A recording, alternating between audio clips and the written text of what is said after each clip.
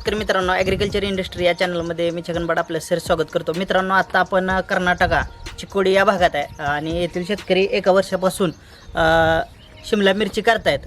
तर त्यांचा अनुभव या सदरच्या व्हिडिओमधून घेणार आहोत आपण आता.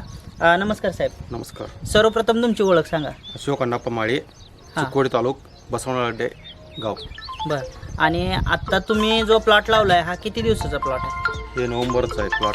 नोव्हेंबरमध्ये लावला आहे. हां. तर नोव्हेंबरपासून आतापर्यंत तुमचं उत्पन्न किती निघाले? उत्पन्न 24 टन निघलो. 24 टन. किती रोप आहेत? 14,000. 14,000 रोप आहेत. क्षेत्र किती आहे? एक एकर आहे. हे 35 गुंठ होते. 35 गुंठ. बर. आणि याच्यामध्ये तुम्हाला आतापर्यंत पैसे किती झालेत?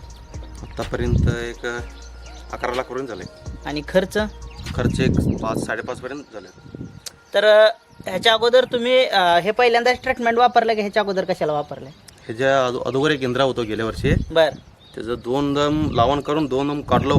तिसरा दम लावण करून मग ते हे झालं, सक्सेस झालं. मग साहेबांमुळे सक्सेस झालं.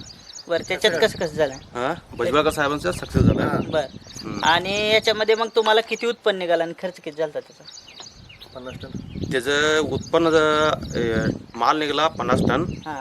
मग त्याला खर्च म्हणजे काय तर 10 लाख पर्यंत खर्च केला होता. 10 लाख. आणि उत्पन्न किती निघले त्याचं? उत्पन्न एक 13 लाख रुपये झालं त्याचं. 13 लाख रुपये. म्हणजे ते लावणच 2-3 दम करायला मला तिथं लई नुकसान आलं. म्हणजे तुटाळं जास्त झाल्यामुळं तुम्हाला नुकसान जास्त झालं. आणि पाऊस कसा होता त्या काळात?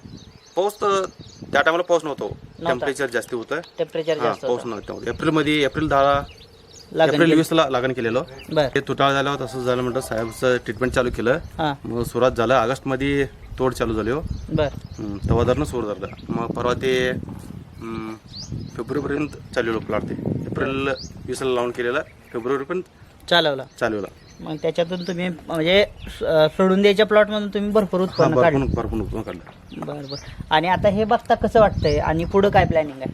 पुढं पण आता आणि तिथंच यंत्रा करणार आहे. 21 नंबर. बरं. 21 नंबर करणार आहे. हां. मे 1 तारखेला लावून करणार. पावसाचं वातावरण इकडे कसं असतं? पाऊस जास्त असते. बघ आता आज एप्रिलमध्ये सुद्धा मोठ्या प्रमाणावर पाऊस पडलाय आज. तर वातावरण सुद्धा पावसाळ्यासारखं झालंय आज इकडं. तर हे पाऊस आता हे असंच लागू राहतं उन्हाळ्यापासून का हे अवकाळी अचानक पडले? नाही, गॅप असते. अचानक पडले. बरं. आता ह्याच्यात थोडं नुकसान झाले, मोडले ठप्यावर का तुम्हाला थोडं बांधावं लागेल. आणि ह्याच्यामध्ये तुम्ही शेणखत वगैरे कसं वापरलं? ह्याला शेणखत काय घातलं नाही. बरं. ताग मोडलं. हां. आणि कोंबडीचं खत टाकलं 150 पोते. बरं. आणि ते मोलासीस पाणी 4 टँकर सोडलं. बरं. त्याच्यावरून लावून केलं मी. त्याच्यावर लागण केलं. त्याच्या अगोदर वांगी होती. बरं. मग ते ताग पेरून मोडून. वांग्यात किती निघलं? ते वांग दर नव्हतं म्हणताना मी ज्या नुकसान आलं म्हणताना ते सोडून त्याचं काय हे केलं नाही तेवढं. म्हणजे वांग्याचं काय नाही. हां. रेट सापडला ना? रेट सापडला नाही. 10-15 रुपये केलं म्हणताना तरी पण 35-40 टन निघालं वांगी. बरं. आणि आता जे तुम्ही सांगता ह्याच्यात वरखत वगैरे कसं घातलंय का? बेसन डोस मध्ये घातले. 10-26 MOP आणि DAP आणि सेट्राइट. बरं. हे सगळं घातले. ओके. आणि आता ह्याचा तुम्हाला ॲव्हरेज काय रेट मिळाला सगळ्यात हायस्ट मध्ये 50-55 कंटिन्यू आहे. कंटिन्यू 50-55. आणि आतापर्यंत ह्याचं उत्पादन किती निघाले? 24 टन म्हणजे 12 लाख पर्यंत. तेवढं 11-12 लाख रुपये झाले.